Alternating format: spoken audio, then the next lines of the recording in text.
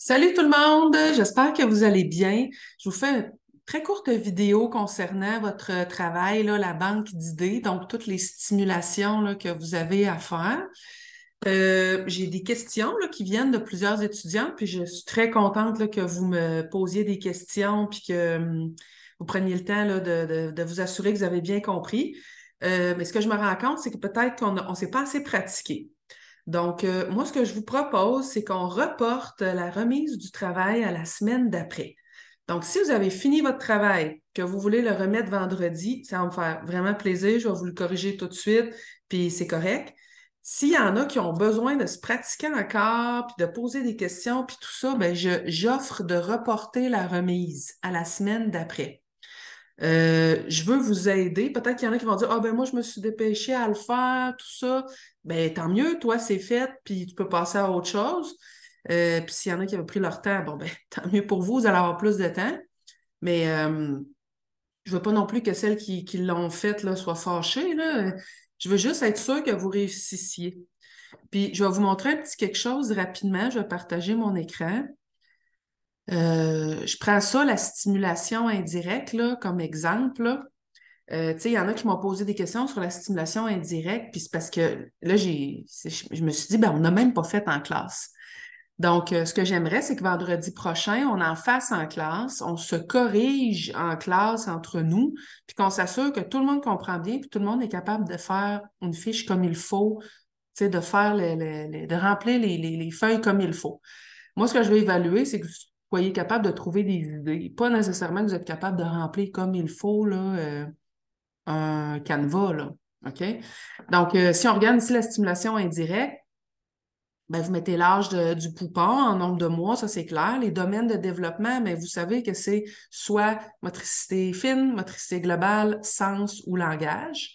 Mise en scène, ben, c'est votre amorce ou déclencheur, si on veut. Donc, c'est qu'est-ce que vous faites pour mettre en valeur là, le matériel que vous allez mettre à la disposition des enfants. Le matériel, la colonne matérielle, ben, vous écrivez à gauche, c'est quoi votre matériel? Ici, explication du choix, ben, il faut que vous disiez pourquoi vous avez choisi ce matériel-là. Il faut que ça découle d'une observation, d'un besoin ou d'un intérêt ou d'une phase de développement de l'enfant.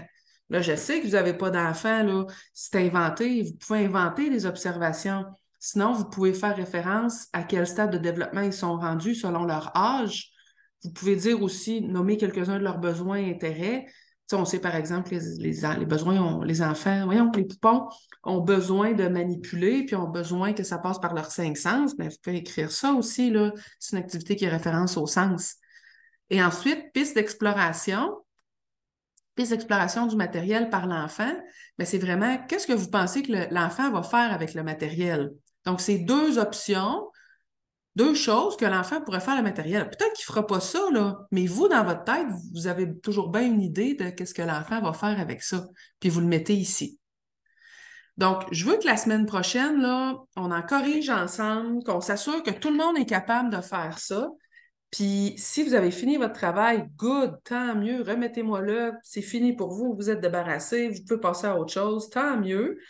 Puis, s'il y en a qui ont vraiment besoin du temps, ils se rendent compte qu'ils étaient carrément dans le champ, ben il va avoir le temps de recommencer puis de le faire comme il faut. Parce que là, je me rends compte que c'est parce qu'on n'a pas fait en classe.